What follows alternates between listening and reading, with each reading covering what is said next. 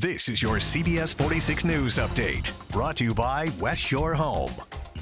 Good morning, I'm Gervier Dinza. Today wraps up 6 days of celebrations of life for U.S. Representative John Lewis. He will be eulogized and laid to rest today. The funeral begins at Ebenezer Baptist Church at 11 this morning. At the state capitol yesterday, people expressed love and appreciation for the late congressman and his legacy. They signed a giant card, which is going to be sent to the Smithsonian Institution following that funeral. And there's a new mural honoring the late congressman up in Atlanta's Little Five Points neighborhood. We spoke with the artist, Jarrett Turner, about why he selected Lewis's mugshot for the mural. A picture that speaks 1,000 words. I was looking for that kind of image. Speaks to what's going on. A lot of people, of course, visiting that mural throughout the day to take photos and pay homage to Lewis. And you can stay with CBS 46 for our live team coverage of the final farewell for the civil rights icon. That funeral service again at Ebenezer Baptist Church. It is closed to the public. You are able to watch it live on CBS 46 and by downloading the CBS 46 streaming app. Now to the latest on the coronavirus. Developing this morning, Georgia added another 3,300 coronavirus cases just in the past 24 hours. There are now more than 178,000 cases across our state.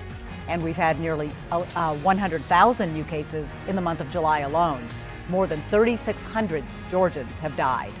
And Georgia is one of 21 states the White House Coronavirus Task Force has designated a red zone because of its high number of cases. That task force says 5 other states could join that list too. It's recommending those states adopt a universal mask measure and close bars.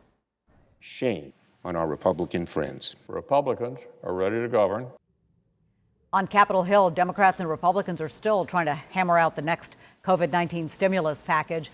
One of the major points of debate is the $600 a week federal unemployment benefit from the CARES Act. It expires tomorrow. And this morning, there are new details on a $20 million gift to Morehouse College from one of the world's richest women. Mackenzie Scott donated millions of dollars to historically black colleges and universities across the country. Spelman also got an unspecified amount of money, and 4 schools, Howard, Xavier, Hampton, and Tuskegee, say this was the largest single donation they've received.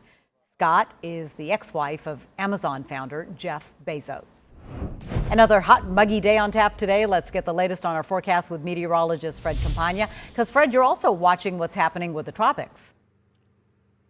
Yeah, we have some action in the tropics to talk about, as well as scattered thunderstorm threat throughout North Georgia during the day on Thursday. Temperatures will be running a little bit cooler than normal in the low to mid 80s this afternoon. Plenty of humidity, so hit and miss storms are in the forecast for us. And we are definitely keeping an eye on the tropics. This is Tropical Storm Isaias. It will be moving through the Caribbean over the next couple of days, getting close to South Florida by the early part of the weekend, really. And then potentially coming up the eastern seaboard, but the long-range track of this storm is uncertain. It's possible it'll bring some rain into North Georgia early next week. In the meantime, scattered storms on Thursday, mid-80s, close to 90.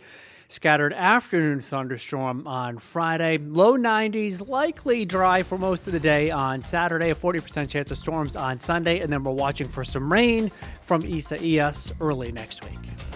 This has been your personal news update from CBS 46 News, brought to you by West Shore Home, Atlanta's one-day bath remodeler.